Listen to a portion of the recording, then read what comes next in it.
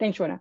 And so, again, thank you for the invitation. And so, today, from the title, we're going to discuss how my team here at Cornell, including Shona, have been looking at what's being done to restore the landscape in Haiti. And this is all happening in the face of state fragility. And state fragility overall is just a complex situation where all parts of the system are, in a way, failing, or there is a lack of basic services to support human well-being. And so it's a tough context to work in, but I don't know if you want to mention this, but I am from Haiti, born and raised, and I am proud and privileged to be able to do this research and share it with you all today.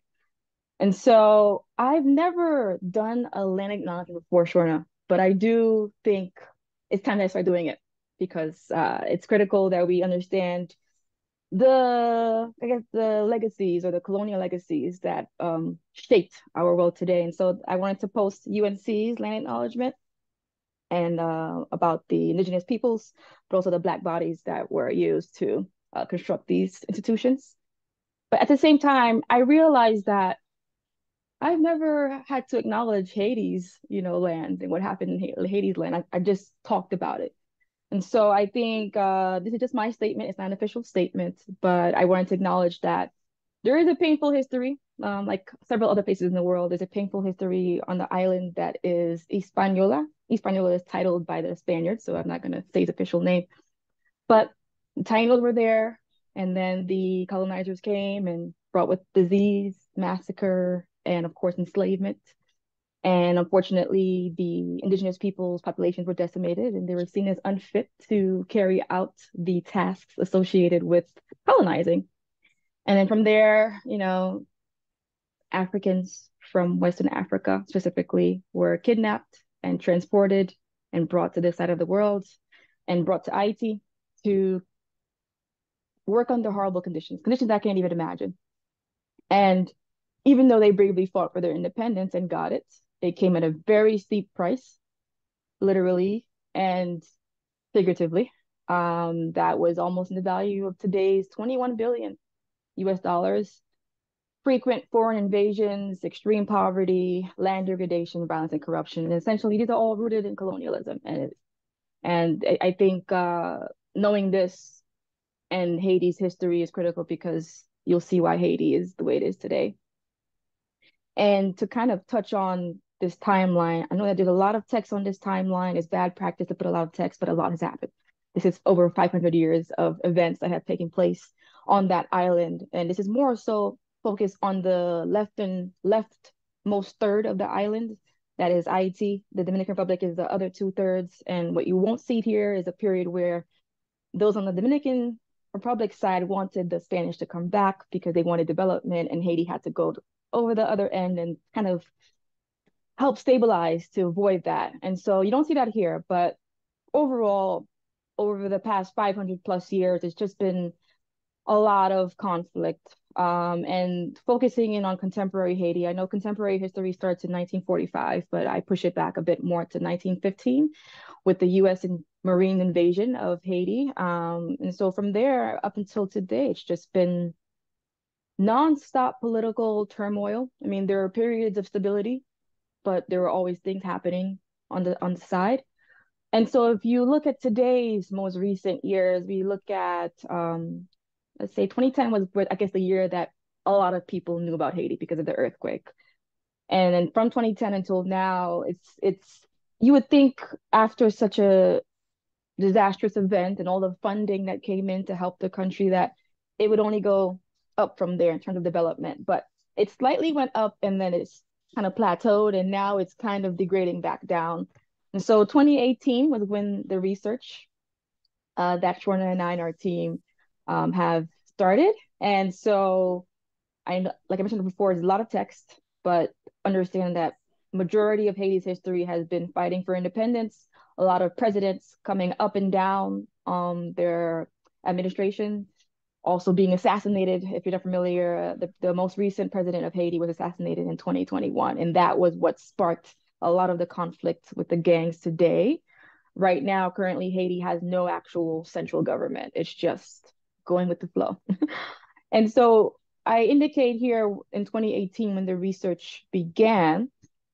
And so before even delving into the research, I kind of want to touch on just some of the headlines you're probably to see pertaining Haiti. And so, of course, the trees. I don't know if you all have seen it, but that historic National Geographic image of on the top right with the Dominican and Haitian border, the lack of trees completely on one side, and then the other side is just okay, there's some trees there. And so these are what have been in the headlines for years, but also recently you noticed the earthquake and of course the violence and the assassination.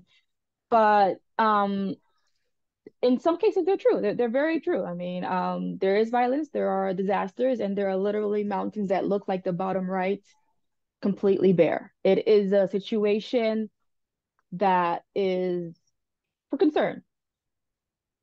But at the same time, I like to also express and share that while Haiti does have its problems, I am from there, raised there, and I had the privilege of going back to do research and to fall in love with my country all over again. All it takes is one trip, especially a trip outside of the main metro area, to fall in love with the country, the food, the culture, the sports, the music.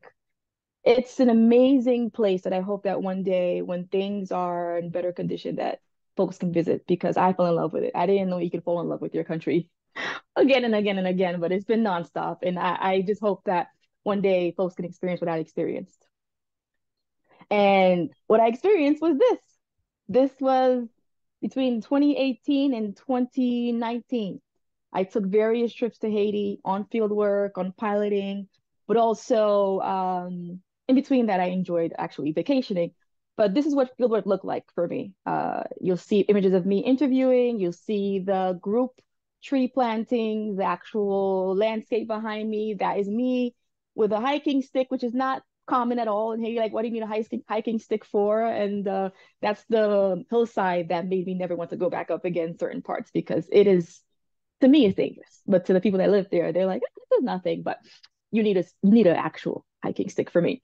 And it just was an amazing, beautiful time. And looking back now, although I can't step foot there right now in Cornell business, I am so appreciative. Field work was amazing. And again, I fell in love with everyone, everything, and I can't wait to go back. And so, kind of to extend the research timeline, it's almost been like when you dedicate your work to studying these contexts, but also finding solutions, right? You're going to be ambitious. There's so much injustice that has been done to not only Haiti's environment, but the Caribbean. The Caribbean is a place where a lot happened. Similar things occurred. But for Haiti, it was different because independence brought with it other issues. And so a lot has happened and continues to happen. The Caribbean is one of the most vulnerable areas to climate change. Haiti and Puerto Rico are actually two of the most vulnerable countries to climate change in terms of extreme weather events. And so there have been frequent hurricanes since even starting this project, earthquakes, floods, and of course the assassination. And of course, we had that period between 2020 and 2021 where things were just, we don't want to think about that time. But a lot has happened over the course of 5 years. And so one of the things I realized is this work is rewarding, but it's also challenging because as you're doing this work, the shocks are coming. There's climate change shocks, there's political shocks, there's legacies of colonialism shocking. It's a lot. And so I won't get too deep into data right now about what I did in the master's work, but what I can say generally is community-based agroforestry is what I studied. And if you're not familiar with Haiti's context, there is a Ministry of Agriculture and Rural Development, but it's the NGOs that are doing the government's work. They are the extension agents. And so they are the ones having the most impact at this moment. And so the quote you see here is about just the idea of how these NGO, this NGO in particular that I studied, brought this community-based agroforestry innovation. When I say innovation, it just means something new, something external, because agroforestry has links to indigenous peoples. It's not something that foreigners came and brought. It's not something that I'm bringing. It's been existing for the beginning of whatever time people started practicing it. It's just it comes with the external expertise that links science and sociology to get the most out of the practice. And so what you see quote here, one of the things that we found in our research earlier was community-based agroforestry, if done to match the context, will have beneficial impact beyond the farm. And what you see here is someone describing the role of the intervention or innovation coming and connecting people that were not connected before. Again, as I mentioned earlier, the ministry is supposed to be the one doing this, but they're not really at full capacity or have the capacity to do it. And so what this community-based agroforestry program was able to do is connect tens of thousands or thousands of people living in these mountain communities that are isolated because they're in a mountain. You have to go down to go up to get to the other one. And they described how their networks increase. So it's something to know that even if you have small impact, this kind of impact is good enough, because that means that, let's say the innovation of the program has to end for some reason, you know that you left connecting hundreds and thousands of people that were not connected before.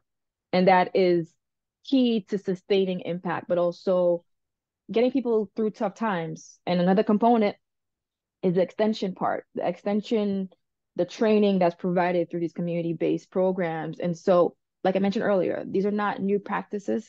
People have been managing their land for their livelihood for centuries. And so this intervention, innovation came and taught them how to get better from their land. And so you have people that were struggling to get a certain harvest or a certain output from their land that now are like, well, with this training, I know I am now producing more than I did before. I'm selling more.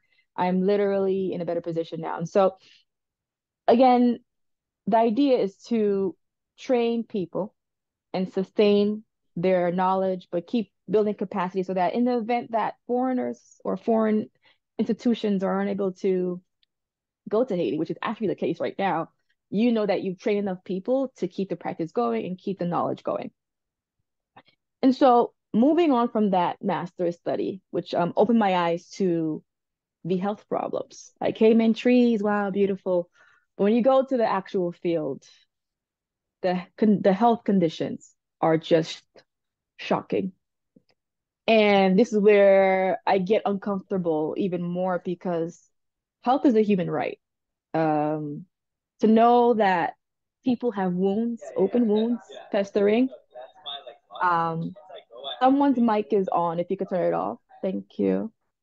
To know that, one second, whose the mic is that? To know that people have basic care is just not accessible. I noticed that this is something that really struck me. And with this shock came a shift in perspective that yes, trees are important, but we need to frame this conversation of environmental justice, land restoration around human health. Because I don't know about you guys, but I have a headache. I can't function. If I can't find a doctor, I'm stressed out. I'm blaming policy. I'm going crazy. But people are living high in the mountains, or even not even as high, and they're just not aware that health is a human right. And so we framed our work around this idea that human health depends on the natural systems around us. And with that, we're conducting several studies at the same time in parallel. But I find that framing our work this way gives us the ability to tap into more resources, coordinate with more people. Because what I noticed is the health ministry in Haiti seems to have the most capacity. They're getting the most funding.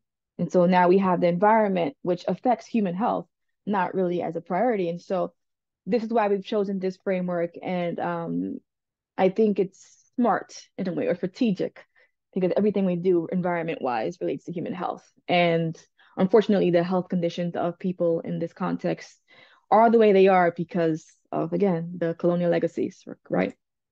And so to do this work, you need a team.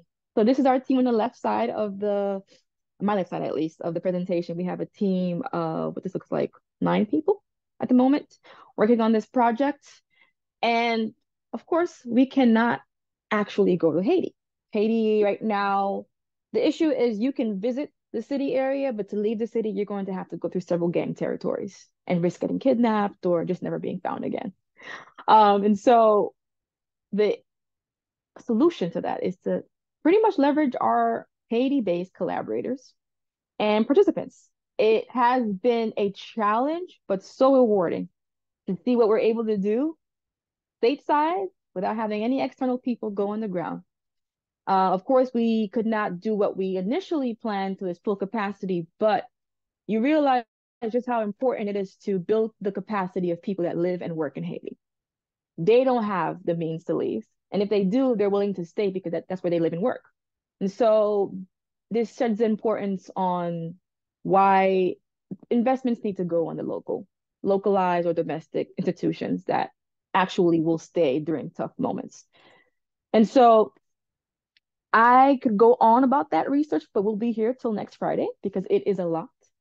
But I guess touching on the methods, we're using several methods just to briefly go over the study. So the case study method, which I'm deeply involved in, is involving several interviews with groups, individuals, email conversation, phone conversation. Sometimes you have to utilize WhatsApp to just get a voice message because you can't call folks because they're either too busy or their service is in and out. We're using a lot of archival data, surveys that were conducted by prior NGO implementers, but also web page analysis. We're analyzing newsletters, we're analyzing websites for each program that aligns with the interventions that we're interested in. And on the more technical side, we're doing spatial analyses. We're doing very advanced analyses to not only locate where the vulnerabilities are in terms of ecological vulnerabilities, but also social vulnerabilities. But we're also using the GIS to pretty much find the most suitable areas for the agroforestry practice, but also in terms of today's current state of fragility, what is the most appropriate area to try to enter and implement certain planetary health interventions? Because the case study will bring out a lot of these strategies for spatially collecting where you want to implement. And we're also doing carbon sequestration. We're trying to develop an open source tool to measure carbon sequestered in farm holder plots in Haiti. And so we're doing a lot of amazing things. Again, I could go till next Friday to talk about this. And so if anyone's interested, Shorna will be happy to keep us all connected and share that information, but really amazing things. And so I wanted to spend a couple minutes talking about beyond the research. As someone that's from this context and realizing the breadth of issues that exist, as I come close to the end of my time here as a graduate student, I'm trying to figure out where do I go next? What do I do? I can go to Haiti, very risky, but I feel like I'm not doing enough. And that's just an internal struggle. When you have these issues in a place you call home, you feel like you want to learn everything you can to go back and just fix everything.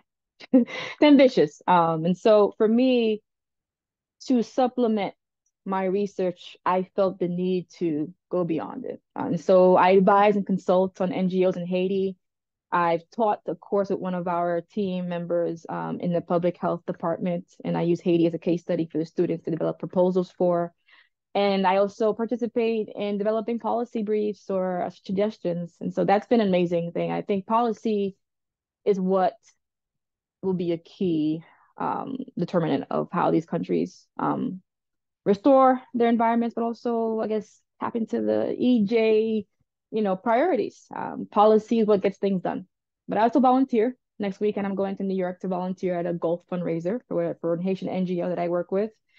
And also communicate. I think there's power in being aware of why things are the way they are. There's power in communicating what you know. There's power in also communicating that you don't know. There's power in sharing today's topic with a friend who, is curious about why is Haiti that way. There's power in a lot. And so I just find myself trying to fill in where I can to have the most impact as possible from my studio in Ithaca. There's too many problems going on, but I hope that I can be actively on the ground in the coming weeks or months, years, who knows. But I want to also take a step away from Haiti as well. Like I mentioned earlier, the Caribbean is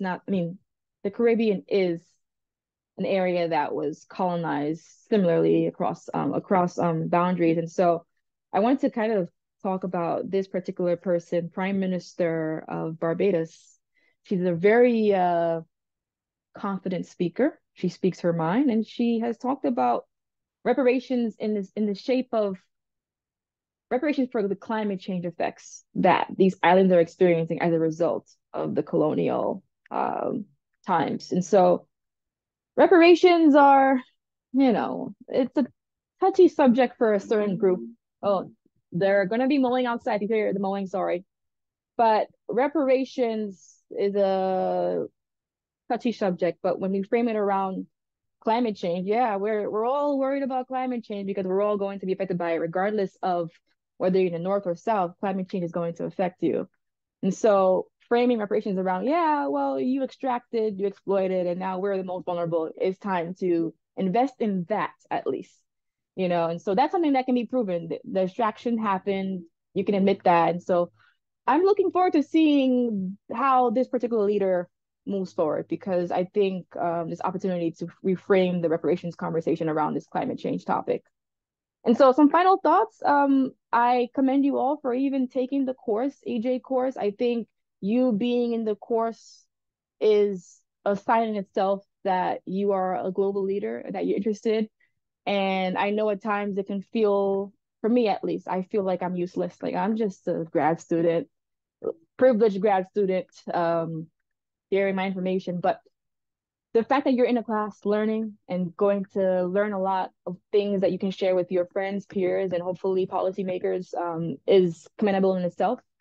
And what I suggest to people that are interested in, contributing to the global development aspect of EJ is to support reputable organizations. I mean, we know that the big agencies, the World Bank, the UN, they have a lot of money. They do what they have to do to be what they are. But research already on my end has shown that the impact is in the small to medium scale organizations. They are doing a lot with so little. It's fascinating. And also, I like to encourage people to fact check and gain an understanding of the colonial legacies and their impact because even me, I'm still learning. I am not a historian. There is so much for me to learn. But to hear people talk a certain way about Haiti and certain African countries, it's like, did you really just say that? Do you know that this is happening because of XYZ?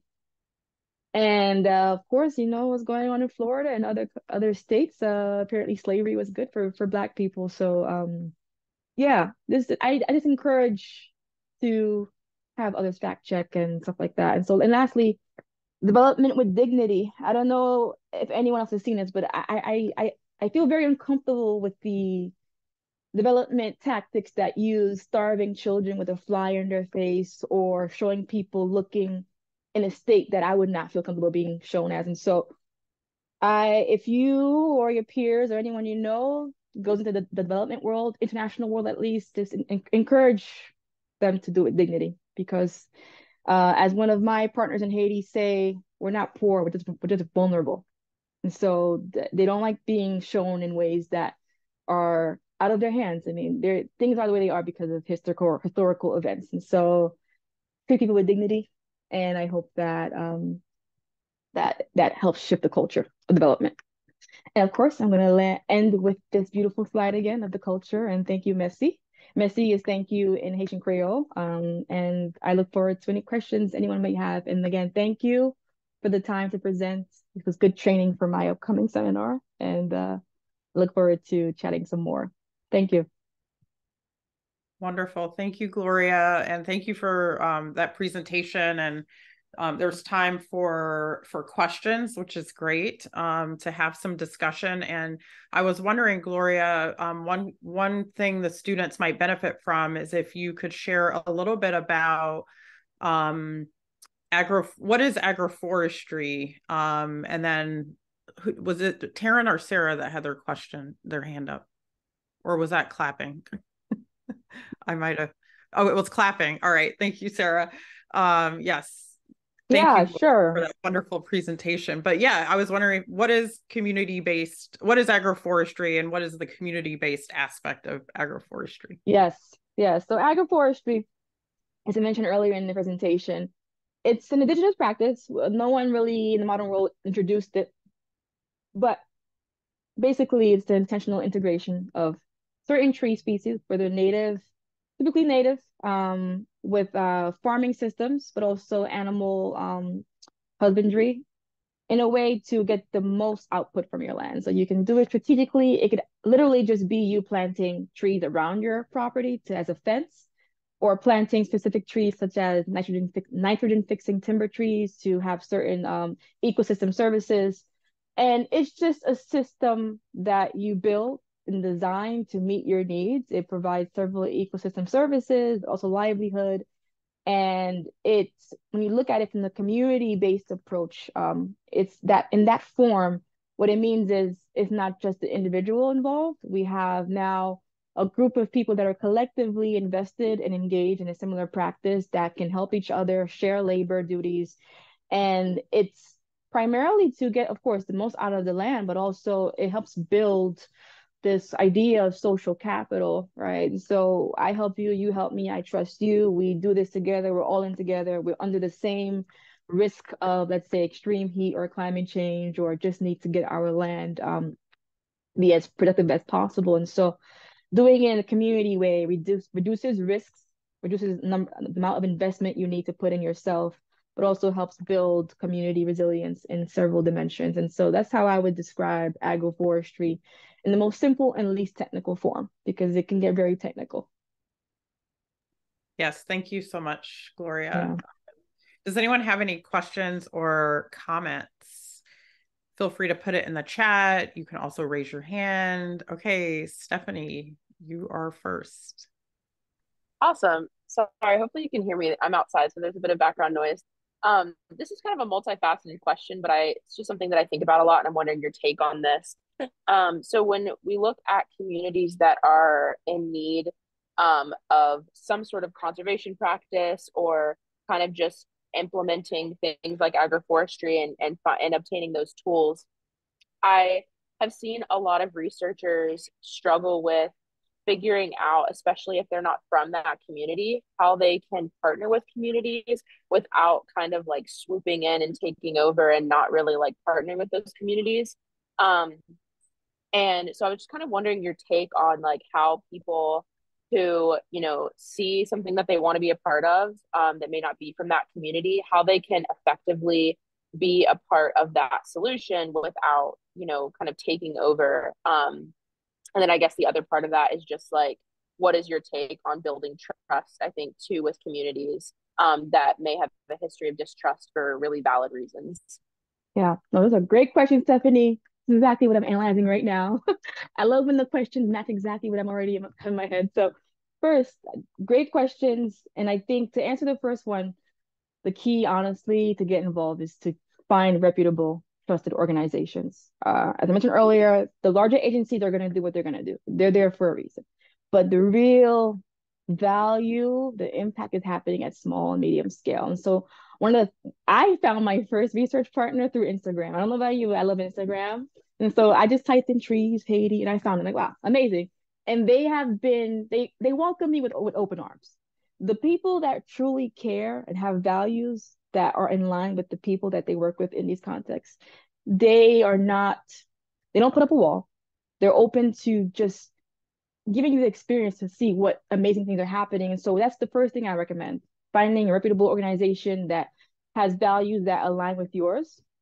Secondly, this idea of swooping in, right? And so if I take it up at a higher level from beyond someone just getting in touch with an organization, the organizations that have the best outcomes and have the trust of the beneficiaries are those that come in simple. You don't come in a nice Land Rover. You don't stay at a hotel, the fanciest hotel. You come in looking simple, and you pretty much just listen, right? They listen, they find the community leader. Community leaders are key in Haiti. They are who everyone trusts. And unless you get through that leader, you're not getting through the community. And so you find who people trust, and you try to align yourself with that person. Of course, not all the way, just in case conflict happens with that leader later on. But you find the trustworthy leaders that you can confirm through other people. And that is the key to any place like Haiti, because that's who is like the guardian of the community. And when we're talking about trust, that is probably the most important thing in Haiti because centuries and decades have led to a significant amount of distrust in Haiti's government. No one trusts the central government. It's really only at like the state level and then lower. And so trust building is key. And one of the stories I can tell you that is I guess, a testimony to what it's like to build trust with people as an external person is a lot of Haitians, they know, oh, you're an NGO, you're coming in, you have your money, you're gonna do your project, you're gonna leave, and we're never gonna see you again, which is very much the case.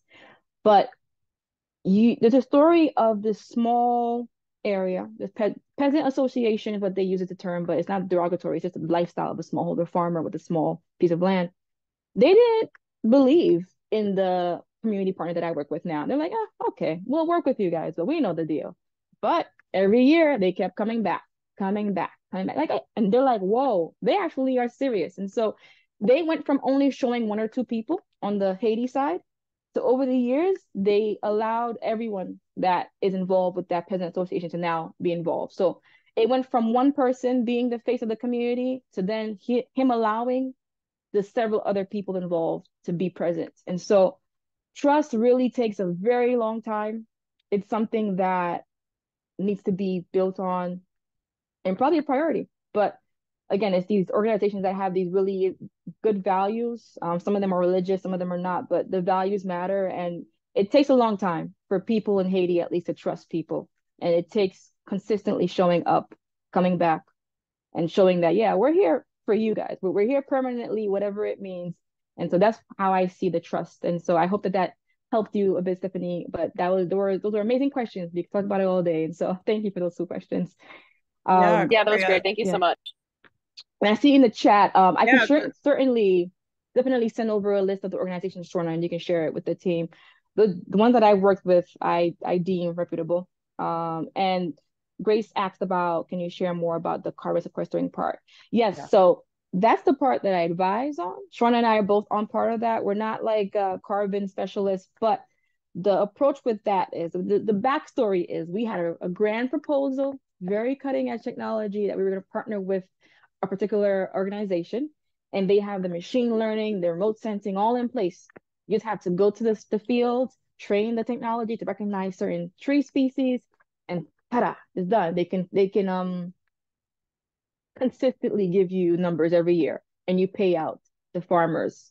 However, that requires us to be on the ground, and so Cornell business is not allowed right now in Haiti. I think to go to Haiti, you need an extreme detailed outline of how you will not get kidnapped. And so we were like, no, we're not doing that. And so so now moving forward, what we did was, okay, how do we still train something or develop some kind of tool without having for us to be on the ground? And so our technique was we have a community partners in agriculture. They have a carbon payment program in partnership with the University of the South in Sewanee. I'm probably saying that wrong.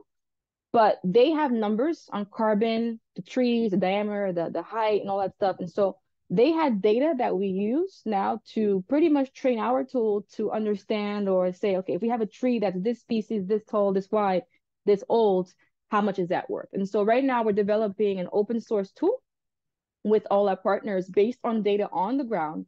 And we've actually been able to collect primary data, even in the face of all of this, because that particular part of Haiti is not affected by any violence in a way. And so pretty much the idea is we're going to have a means to corroborate what's on the ground with like a remote tool. So let's say you are a university that wants to donate $10,000, but you can't go to Haiti and do the measurements yourself. So here's a tool, put your numbers in for what the potential grantee, has, and you have a number. And so it's going to be it's not as cutting edge as the really intensive machine learning satellite stuff, but we're using similar technology to have like a very baseline approach to at least measuring it, because there's no tool for that in Haiti yet.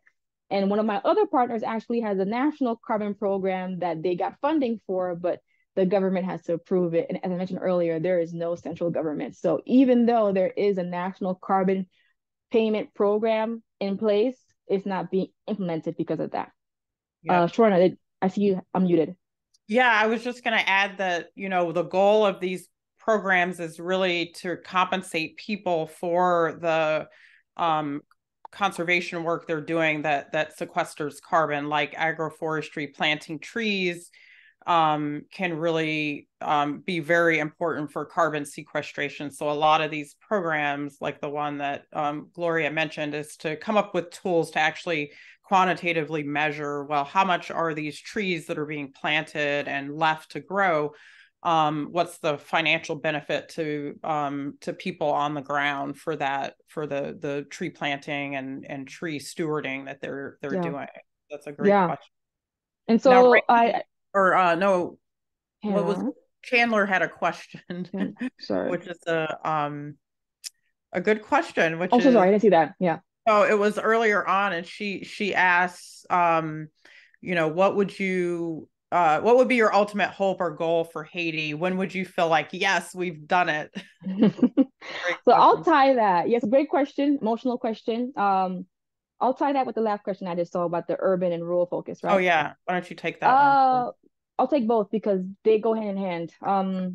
Haiti, we always say Haiti is not Port-au-Prince, and Port-au-Prince is not Haiti, because the violence we're seeing today is centralized in the capital, and the capital is run by political elites and business elites. And these tend to be the descendants of people from outside of Haiti who were born in the country, who managed to leverage their external social capital to build up their massive businesses. So we do have billionaires in Haiti. You just never see them because they're not really living there, because they don't really care about living there.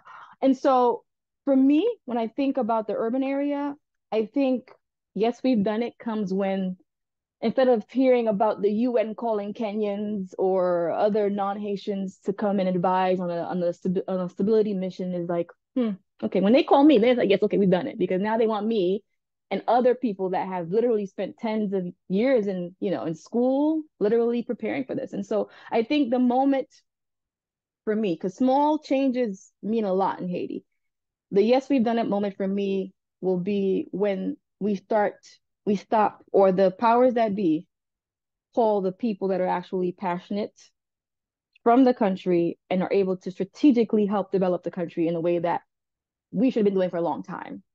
And so when that moment comes, you'll definitely hear from me. But that's, for me, is the first, yes, we did it. When people actually value the passionate Haitians that are ready and willing to go back to their country, that had a whole vision to live in the mountains and party on the weekends, beach on the weekdays after field work. But that's pause for now. But it's when there's value placed on Haitians that live in Haiti, but also Haitians that are part of the diaspora that want to return, that spent years learning about ways to develop Haiti. So that's the first yes, we did it moment for me, because right now I'm frustrated. I feel excluded. I feel like even though I'm in these rooms advising, it's not reaching where it has to reach to get the most impact. And on the urban part, I mean, we're out of time now, but yes, Haiti's urban center is a whole other situation in itself. Until that center is addressed, it's hard to really see how we can develop the rest of Haiti. And so while my work is primarily in natural resources on the province areas, it directly impacts Port-au-Prince, and Port-au-Prince directly impacts the provinces, because the charcoal market is fueled only by the major cities, and that's Port-au-Prince. And so a lot of the deforestation in Haiti is happening because of Port-au-Prince.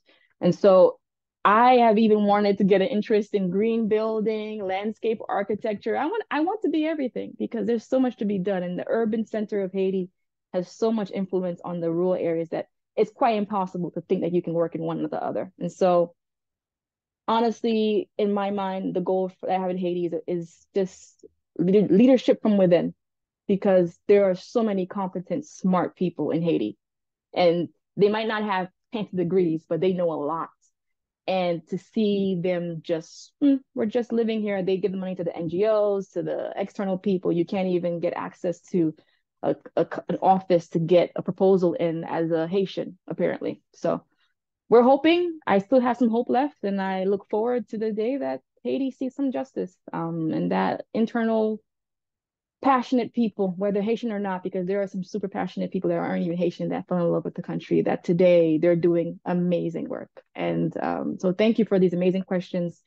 I feel honored to have shared my work with you all and share my perspectives. And I hope that wherever your EJ journey takes you, that you feel fulfilled, however small, however large. It's a long-term thing we're doing, but IT will see justice at some point in the future. I see Tika. Shorna, what's the time on the class? I forgot. Yeah, so we have, why don't we let this be the last question, Tekka, and then maybe just be brief Yeah. Since students are on Zoom and they have to get to their next class. But yeah, when it comes to policy, how do we support policy that is cognizant of colonial histories? And 12:05 is our end time. So it was Yeah. wrap up by Thank then. you. Yeah, that's a tough question. And that's exactly why I find myself pulling into policy, because I need to understand it more. I need to understand how there are things in place policy-wise in Haiti that is completely being ignored. And so a major portion of data that I've analyzed recently is this idea of decentralization, supporting policies that do not concentrate or depend on either a geographical location or a particular institution. And so policies, honestly, for Haiti's case, really have to be built from the bottom. There are amazing, well-structured governance structures at the local up until the departmental level. It's fascinating how organized it is. I'm fascinated. And so policies need to pretty much, I would love to see a decentralized Haiti, but that's probably too ambitious. But policies that ensure to include people from the very top to the very bottom are what's going to work. Because to see the level of functioning and the level of just to go from seeing what's happening from broad scale in Haiti, policy wise, central policy wise, and see how structured it is at the local level, it messes with my brain. Like, wow, so this is how it could be at the central level if we actually found, I guess, place greater value on the local level governance structures. And so I think policies that go all the way down, policies that support, including voices of Haitians that live in Haiti, right? And policies that prioritize people that live in the country, people that don't have the means to leave. And I know it's not really the best response, but that's what I can think of right now as someone that's literally been analyzing this data. Everyone says the same thing. We function at this level. The people at this level are so competent, so committed. They can't really escape you because they live with you. So someone that's in central government can do whatever they want and no one's holding them accountable because no one sees them. But someone below that level and further down, they live in the communities. So they have no choice but to be committed and be passionate. And so I think it comes down to those type of policies that decentralize, lower dependency on these centers, but also give the voice to people that are living in it, the people that are not leaving when times get hard. Like I left when times got hard. So I mean, I'd love to be in policy, but I would always put the people that are in it at the center of the policy making. And so that is something I'm committed to, hopefully see in the future. So thank you for that question, Tika. Okay, yeah. Thank you for answering. That was a No great problem. Answer. Thank you. Thank you for all those questions, the great questions. Really wonderful discussion. And thank you also, Gloria, for being here. It was wonderful for you to share your perspectives about Haiti, the research, the policy component, and everything in between. I think that your passion and competency related to Haiti and policies that will support true advancement of the people and for the land and the people is really inspiring. So thank you again for being with us, Gloria. I hope you have a wonderful weekend. Wishing all of the students, all the Global EJ students, a great weekend. And I'll see you on Monday, and we'll be joined by our GRC, Annie, and we'll talk about archival research methods. Yeah. So, thank you all. Have a great weekend, and good luck with the semester. Thank you. Bye. Thanks, everyone.